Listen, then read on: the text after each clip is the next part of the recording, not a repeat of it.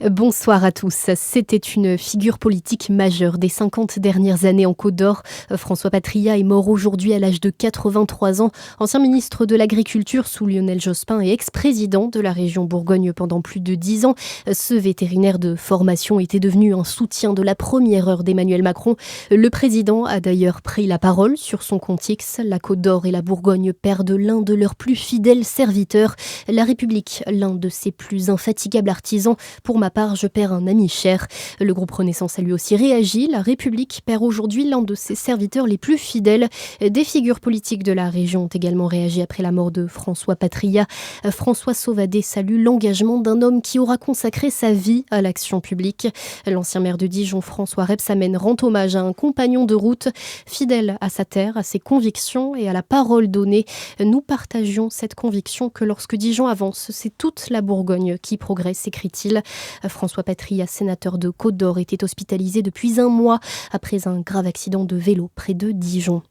Dans le reste de l'actualité, un 15e lynx a été tué sur les routes du Jura. Le félin a été mortellement percuté par une voiture hier, 2 mois seulement après avoir été soigné et relâché. Les défenseurs de la faune sauvage appellent les automobilistes à la plus grande prudence. Après des épisodes de forte chaleur à répétition, on peut enfin respirer. Depuis hier, plus aucun département n'est concerné par l'alerte orange canicule, une première depuis 3 semaines et qui va durer toute la semaine sur l'ensemble du pays.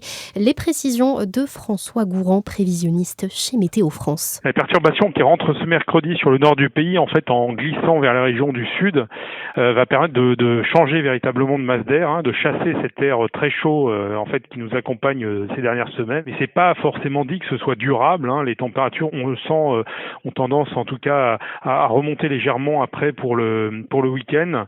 En se rapprochant, disons, de valeurs de saison, on sera peut-être légèrement en dessous, mais c'est pas significatif. Rien à voir, évidemment, en termes d'anomalies fraîches par rapport aux anomalies incroyablement chaudes qu'on a connues ces dernières semaines. Donc on sera peut-être très légèrement sous les normales de saison, mais je dirais que c'est quand même un temps assez classique d'une fin d'été qui nous attend. Et un épisode orageux d'ampleur est attendu à partir de demain après-midi et pourrait durer jusqu'à vendredi dans une très large partie de l'Hexagone.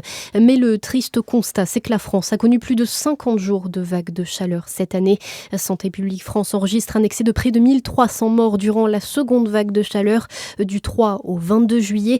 Autre conséquence de cette canicule, c'est évidemment cette sécheresse qui impacte notamment la Côte d'Or. La préfecture a réuni hier des partenaires économiques et des syndicats pour chiffrer les pertes. Éleveurs, céréaliers et maraîchers réclament notamment des aides de trésorerie d'urgence et des exonérations de cotisations sociales. À suivre votre météo sur Fréquence Plus. Très bonne soirée à toutes et à tous.